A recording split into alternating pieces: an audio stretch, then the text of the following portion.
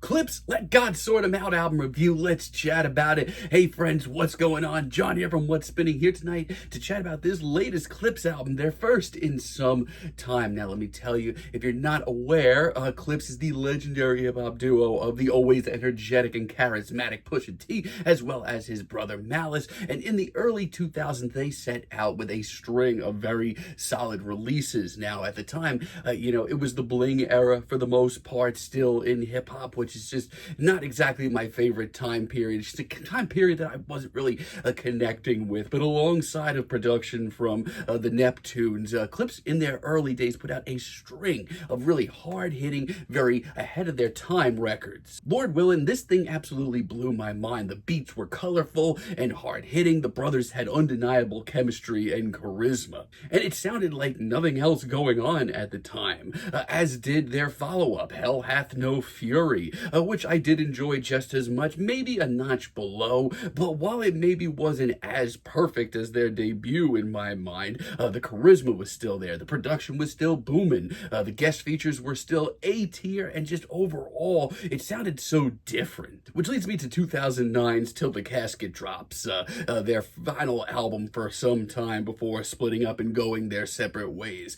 I'm still not the biggest fan of it. The performances are fine, but it's just not nearly as consistent. Without the Neptunes on production, there just wasn't nearly as much for me to sink my teeth into. It's also a weirdly poppy album compared to their first two. But however, it is reunion season, and Clipse has brought us their first new material since 2009. It's been a long time, and it's pretty good. Let me tell you, when this album is good, it's not just good, it's great. The Birds Don't Sing, featuring John Legend and Voices of Fire, is a hell of an intro. It just feels like you're listening to a happening, an event that you need to be here for. Everybody brings their A game, including John Legend, who on this hook is absolutely immaculate. Chains and Whips, however, flips the energy completely up to 10. This is a much more hard-hitting and anthemic track. It's got a grimy, dripping beat that's just built on adrenaline, and hey, Kendrick's on this track, and he brings the energy as he usually does. Also, I should point out, Pharrell's production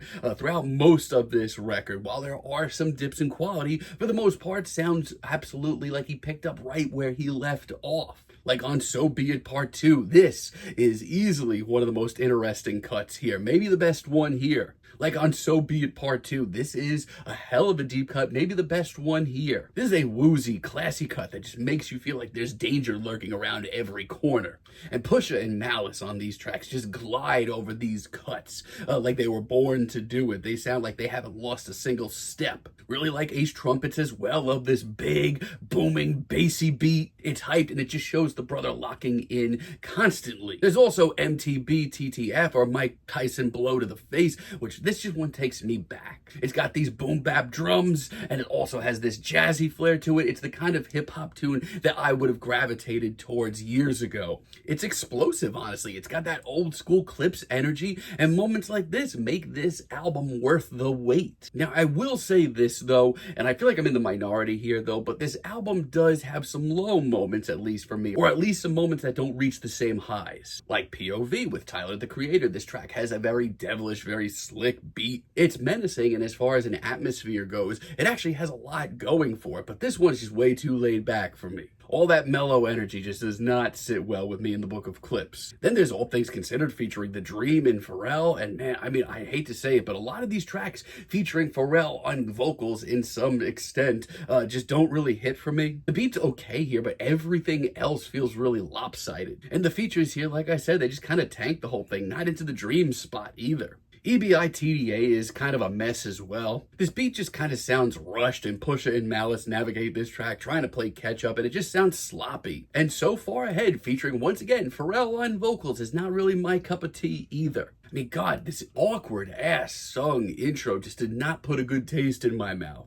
And even if Pusha and Malice on tracks like this don't necessarily sound lopsided, this just doesn't reach the same highs for me. Even production-wise, I would much rather listen to other tracks here. However, I will say, even with the bumps in the road that, pop up throughout this record, I still would take this over more than what passes for modern hip-hop most of the time. F.I.C.O is a really great late album cut. It's got this gritty, sort of noir feeling beat to it. Pusha and Malice just sound so freaking dangerous on this track, especially with the pop culture references. Some real good ones here. Inglorious Bastards is just old school triumphant coke rap. It's raw, it's hyped. Ab Leva also brings to the table one of the best features on this entire project. And the title track, Let God Sort 'Em Out, Chandeliers featuring Nas, might be the best track here all around. The production is sleek and explosive. Nas's guest verse is absolutely nasty. And by the grace of God is this cold, epic finale with a whole lot of finality to it. It blends the class of this record with that cutthroat energy. Hell, even Pharrell